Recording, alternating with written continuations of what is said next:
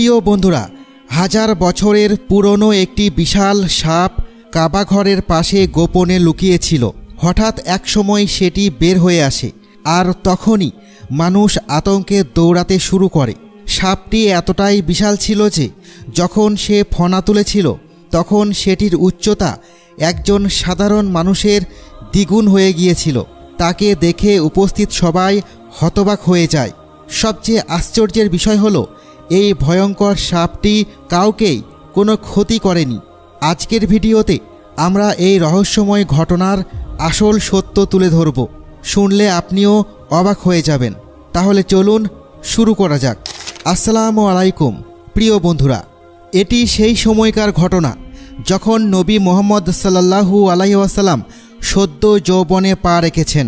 তবে তখনও তাঁর ওপর আল্লাহর পক্ষ থেকে নবুয়তের দায়িত্ব অর্পিত হয়নি। তিনি তখন এতটাই সদাচারী ও সম্মানিত ছিলেন যে সমাজের সব শ্রেণীর মানুষ, এমনকি আবু জাহেল পর্যন্ত তাকে গভীরভাবে ভালোবাসত। সেই সময় কুরাইশ সম্প্রদায়ের মধ্যে একটি বিষয় নিয়ে বেশ উৎকণ্ঠা বিরাজ করছিল। কাবা ঘরের দেওয়ালে বসবাসকারী একটি সাপ তাদের দুশ্চিন্তার কারণ হয়ে দাঁড়িয়েছিল।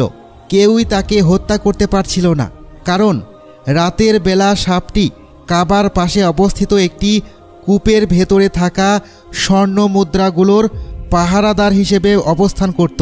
তৎকালীন সময়ে কাবা ঘরের পাশে একটি কূপ ছিল, যেখানে কাবা জিয়ারতকারী মানুষরা নিজের মান্নত ও নাজরানা পূরণ করার উদ্দেশ্যে মূল্যবান হাদিয়া, বিশেষ করে স্বর্ণমুদ্রা ফেলতেন। আল্লাহর ঘরের প্রতি সম্মান দেখিয়ে সেখানে কেউই সাধারণ জিনিস দান করতেন না। একসময় এক ব্যক্তি সেই কূপ থেকে চুরির মাধ্যমে বিপুল পরিমাণ স্বর্ণমুদ্রা সরিয়ে নেয়। কূপ থেকে চুরি করাটা খুব একটা কঠিন ছিল না, কারণ কাবা ঘরের দেওয়াল ছিল নিচু ও দুর্বল এবং ছাদবিহীন থাকার কারণে সহজেই কেউ ভেতরে প্রবেশ করতে পারত। তাছাড়া কাবা ঘর নিচু এলাকায় অবস্থিত হওয়ায় বৃষ্টির পানি দেওয়ালগুলো আরও নরম ও জরাজীর্ণ করে তুলেছিল। তবে অনেক প্রচেষ্টায় ও বুদ্ধিমত্তার পর কুরাইশ সম্প্রদায় নবী মুহাম্মদ সাল্লাল্লাহু আলাইহি ওয়াসাল্লামের পরামর্শ অনুযায়ী এক কৌশল অবলম্বন করে সেই চোরকে আটকাতে সক্ষম হয়। শাস্তিস্বরূপ তার 2 হাত কেটে ফেলা হয়। এই ঘটনার পর কাবাঘর ও কূপের নিরাপত্তার কথা চিন্তা করে কুরাইশরা সিদ্ধান্ত নেয় যে কাবা শরীফের দুর্বল দেওয়াল ভেঙে সেখানে পাথরের শক্ত দেওয়াল নির্মাণ করা হবে এবং উপরেও একটি ছাদ তৈরি করা হবে। ঠিক এই সময় আল্লাহর ইচ্ছায় একটি অদ্ভুত ও গুরুত্বপূর্ণ ঘটনা ঘটতে শুরু করে। কাবা ঘরের পাশে যে কূপে মানুষ স্বর্ণমুদ্রা ফেলত হাদিয়া ও মান্যতস্বরূপ, সেই মুদ্রাগুলো পরবর্তীতে কাবা ঘরের সংস্কারে ব্যবহৃত হতো। তবে প্রথম চুরির ঘটনার পর আল্লাহর হুকুমে এক বিষধর নাগসাপ প্রতিদিন সন্ধ্যার পরে সেই কূপের ওপর পাহারাদার হিসেবে হাজির হতো, আর সকালে সে উঠে কাবা ঘরের দেওয়ালের উপরে উঠে গিয়ে রোদ পোহাতো। বর্ণিত আছে যে এই সাপটি মানুষকে একটুও ভয় পেত না। কাবা ঘরের দেওয়ালের উপরে বসে সে নির্বিঘ্নে আরাম করত, আর রাতে পাহারা দেওয়ার জন্য কূপের কাছে চলে যেত। কেউ যখন কূপে স্বর্ণমুদ্রা নিক্ষেপ করত সে কিছু বলতো না, কিন্তু কেউ যদি সেই কূপ থেকে মুদ্রা তুলে নেওয়ার চেষ্টা করত তখনই সে ফনা তুলে ভয়ঙ্কর রূপ ধারণ করত এবং ফোঁস ফোঁস শব্দ করে চোরদের তাড়িয়ে দিত। এই কারণেই কেউ আর কূপের ধারের কাছে ভিড়ত না। দূর থেকে মুদ্রা ছুঁড়ে ফেলে যেত, কিন্তু কাছে গিয়ে তা নেওয়ার সাহস করত না। যেহেতু এই সাপটি আল্লাহর আদেশে পাহারা দিচ্ছিল, তাই কেউই তাকে সরাতে পারছিল না।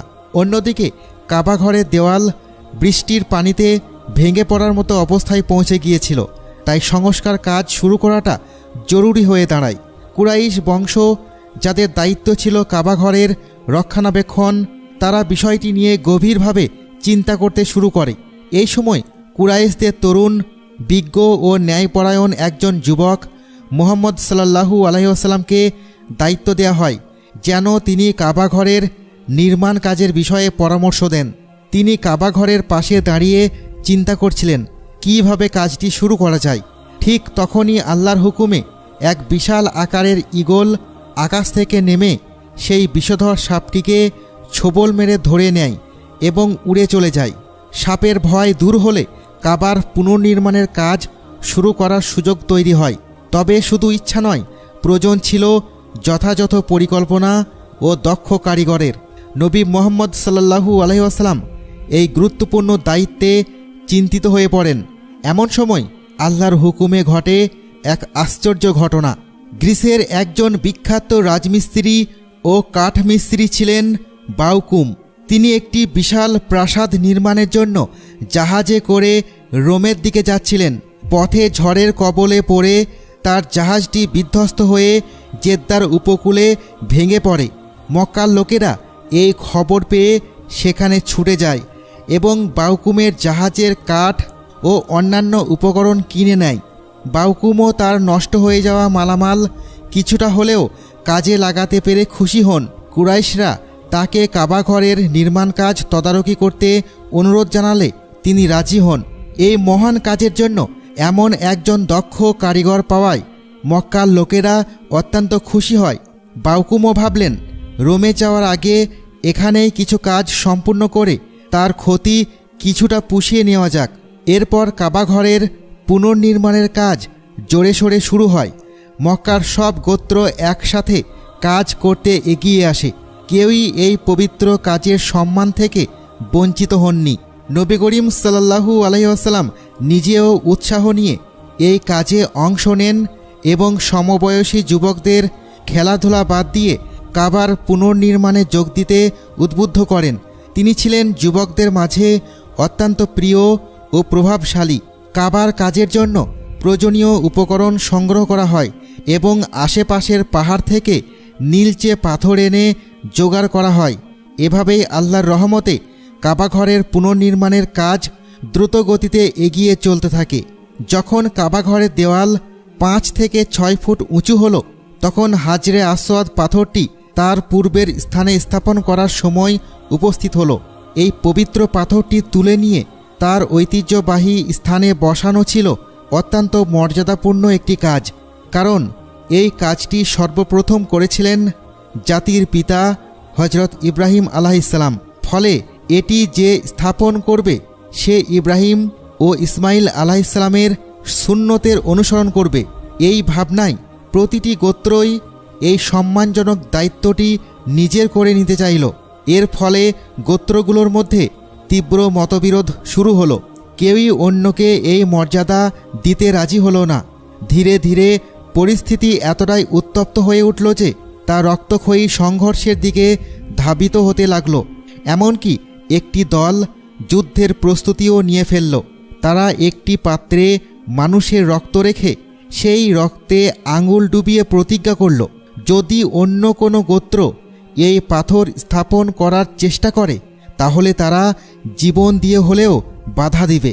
4 দিন ধরে এই উত্তেজনা চলতে থাকলো এবং গোটা মক্কায় এক ভয়াবহ রক্তক্ষয়ী সংঘর্ষের শঙ্কা দেখা দিল। তখন কুরাইশদের এক প্রজ্ঞাবান বয়োজ্যেষ্ঠ নেতা, যিনি খুবই বিচক্ষণ ছিলেন, তিনি এই সংকট থেকে উত্তরণের জন্য এক চমৎকার প্রস্তাব দিলেন।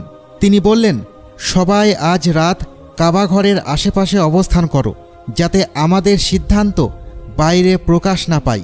যেহেতু প্রত্যেক গোত্রের প্রতিনিধি এখানে উপস্থিত, তাই আগামীকাল সকালে সাফা পাহাড়ের দিকে যে ব্যক্তি প্রথম কাবা প্রাঙ্গণে প্রবেশ করবে তাকেই আমরা বিচারক হিসেবে গ্রহণ করব। সে যে রায় দিবে সবাই তা মেনে নেবে।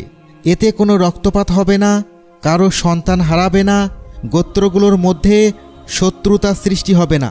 যুবকরা যদিও খুব উত্তেজিত ছিল, কিন্তু গোত্রপতিরা এই প্রস্তাবের মধ্যে শান্তিপূর্ণ সমাধান দেখতে পেলেন। তাই সবাই এতে সম্মত হলো এবং সিদ্ধান্ত অনুযায়ী রাত ভোর কেউ কোনো তথ্য বাইরে প্রকাশ করল না। পরদিন সকালের প্রতীক্ষা শুরু হলো, কে আসবে প্রথম।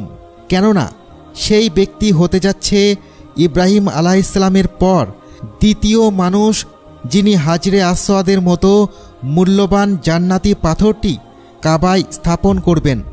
আর তার এই স্থাপনের কারণে কারো মধ্যে রক্তপাত হবে না।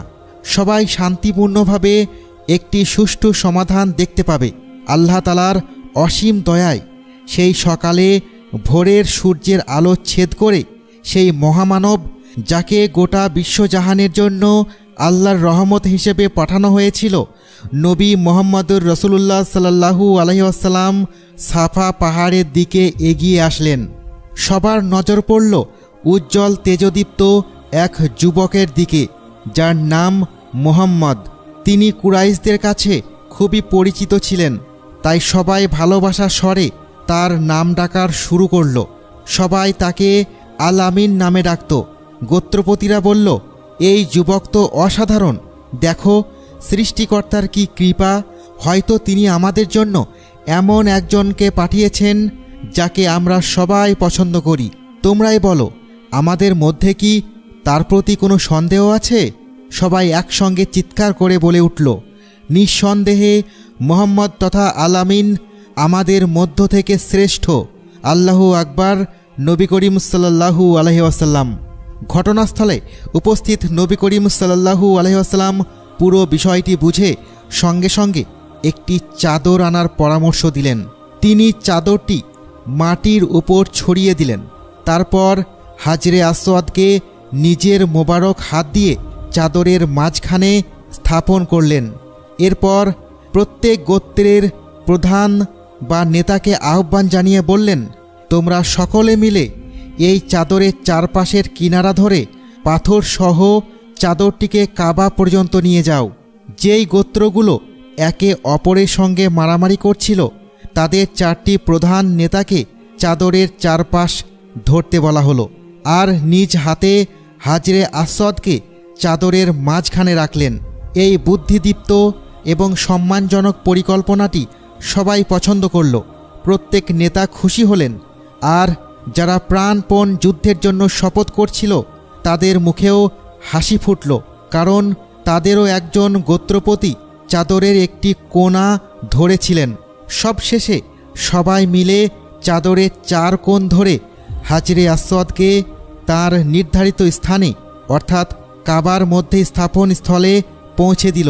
এরপর নবী করিম সাল্লাল্লাহু আলাইহি ওয়াসাল্লাম আল্লাহর নাম নিয়ে নিজ হাতে চাদরের মাঝখান থেকে পাথরটি তুলে নির্দিষ্ট স্থানে স্থাপন করলেন। এতে সমস্ত গোত্রের লোকেরা অত্যন্ত আনন্দিত হল মুহাম্মদ সাল্লাল্লাহু আলাইহি ওয়াসাল্লামের বিচক্ষণ সিদ্ধান্তে। তার বুদ্ধিমত্তার কাছে সবাই মুগ্ধ হল, আর এক তীব্র রক্তক্ষয়ী যুদ্ধ মুহূর্তের মধ্যে নিষ্পত্তি পেল। হে আল্লাহ, সকল মুসলমানদের মধ্যে সহনশীলতা, সহমর্মিতা এবং তেজদীপ্ত বুদ্ধির উদয় ঘটিয়ে দিন, যাতে আমরা সবাই হাতে হাত ধরে একসাথে মিলিত হতে পারি। আমিন।